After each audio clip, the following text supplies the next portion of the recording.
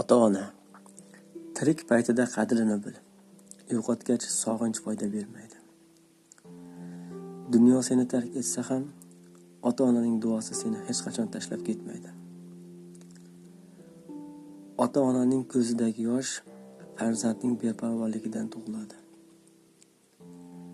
Boylik izlab ota-onani unutma.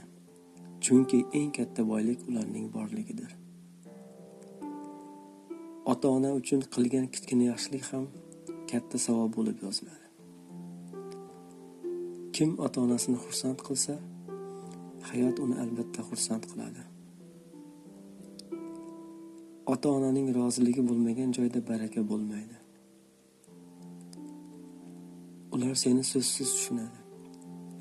Sen esa kamida mehr bilan tushun. Ota-ona seni ko'tarib ulg'aytirdi. Endi sen ularni qadrlab asla. Ota-onani ranjitma, chunki ularning ko'ngli eng tez sinadi.